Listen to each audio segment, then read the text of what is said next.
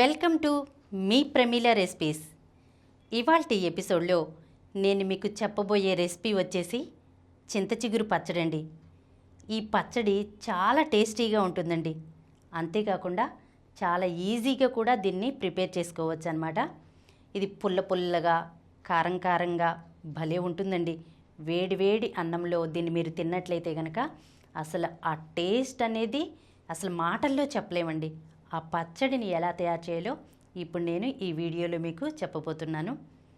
ముందుగా ఈ చింత చిగురు పచ్చడిని తయారు చేయడం కోసం 150 గ్రాముల చింత చిగురుని తీసుకుని దాన్ని శుభ్రంగా కడుక్కోవాలండి.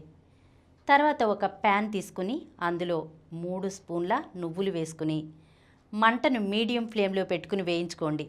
ఎందుకంటే కనుక నువ్వులు తొందరగా మాడిపోతాయండి. మాడిపోతే పచ్చడి టేస్ట్ అనేది అస్సలు బాగుండదండి. ఈ నువ్వులు తొందరగానే వేగిపోతాయి కదా మనకి. అంతేకాకుండా ఈ నువ్వులను వేసుకోవటం మూలంగా పచ్చడి టేస్టు చాలా బాగుంటుందండి. నువ్వులు వేగిన తర్వాత వాటిని పూర్తిగా చల్లారనిచ్చి ఒక మిక్సీ జార్లో వేసుకోవాలండి. ఇప్పుడు అదే ప్యాన్లో 2 టేబుల్ స్పూన్ల ఆయిల్ వేసుకొని ఆయిల్ కాగిన తర్వాత ఒక 20 ఎండుమిర్చి వరకు వేసుకోండి. వేసుకుని మంటను మీడియం ఫ్లేమ్లోనే పెట్టుకుని ఈ ఎండుమిర్చిని కూడా వేగనివ్వండి. వీటిని కూడా చల్లారనిచ్చి మిక్సీ జార్లో వేసేసుకోండి. తర్వాత అదే ఆయిల్లో మనం ముందుగా శుభ్రం చేసి పెట్టుకున్నాం కదండి చింత చిగురు. ఆ చింత చిగురుని వేసుకుని మంటను మీడియం ఫ్లేమ్లో పెట్టుకుని వేయించుకోవాలండి. చింత చిగురు కూడా తొందరగానే వేగిపోతుందండి. ఎక్కువ టైం పట్టదనమాట మనకి. ఇలా చింత చిగురు వేగిన తర్వాత దీంట్లో కాడలు అనేవి వస్తాయన్నమాట. ఆ కాడల్ని తీసేసుకోండి. తీసుకుని దీన్ని కూడా పూర్తిగా చల్లారనివ్వండి. ఇప్పుడు మిక్సీ జార్లో మనం నువ్వులు ఎండుమిర్చి వేసుకున్నాం కదండి. ఇందులోనే రుచికి సరిపడా ఉప్పు, ఒక 1/2 టీ స్పూన్ జీలకర్ర, అలాగే ఒక 5-6 వెల్లుల్లి రెబ్బల్ని వేసుకోండి. వేసుకుని మిక్సీ పట్టుకోవాలండి. తర్వాత ఇందులో మనం ముందుగా వేయించి పెట్టుకున్నాం కదండి చింత చిగురు. ఆ చింత చిగురును కూడా వేసుకుని కొద్దిగా వాటర్ పోసుకుని మళ్ళీ మిక్సీ పట్టుకోవాలి. మరీ ఎక్కువ వాటర్ పోసేయొద్దండి. ఎందుకంటే పచ్చడి పల్చగా అయిపోతుంది అనమాట. పల్చగా అయిపోతే టేస్ట్ అంత బాగుండదు. అలాగే ఈ పచ్చడిలో మనం చింతపండు వేసుకోవాల్సిన అవసరం లేదు. ఎందుకంటే చింత చిగురే పుల్లగా ఉంటుంది కదండి. అందుకని చింతపండు వేసుకోవక్కర్లేదండి.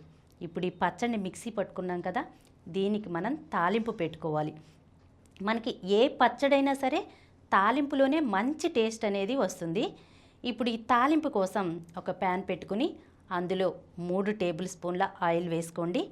ఆయిల్ కాగిన తర్వాత ఇందులో ఒక 6-7 దంచిన వెల్లుల్లి రెబ్బల్ని వేసుకోండి. ఇవి కొంచెం వేగిన తర్వాత ఇందులో ఒక 1/2 టీ స్పూన్ జీలకర్ర, 1/2 టీ స్పూన్ ఆవాలు, 2 ఎండుమిర్చి, అలాగే కొద్దిగా కరివేపాకు, చిటికెడు ఇంగువ వేసుకుని వేయించుకోండి. ఈ తాలింపు వేగిన తర్వాత మనం పచ్చడిని మిక్సీ పట్టుకున్నాం కదా, దాంట్లో వేసుకుని ఒకసారి కలుపుకోవాలండి. అంతేనండి, ఎంతో టేస్టీగా ఉండేటువంటి చింత చిగురు పచ్చడి రెడీ అయినట్లే. ఈ పచ్చడి వేడివేడి అన్నంలో తింటే ముందే చెప్పాను కదా మీకు, చాలా బాగుంటుందండి.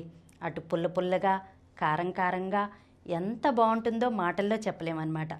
ఒకసారి ఈ రెసిపీని మీ ఇంట్లో తప్పకుండా ట్రై చేసి చూడండి. ఈ వీడియో మీకు నచ్చినట్లయితే మా ఛానల్కు సబ్స్క్రైబ్ చేయండి, లైక్ చేయండి, మీ ఫ్రెండ్స్కి షేర్ చేయండి. ఇలాంటి మరిన్ని వీడియోస్తో మీ ప్రమీల రెసిపీస్లో వచ్చే ఎపిసోడ్లో కలుసుకుందాం.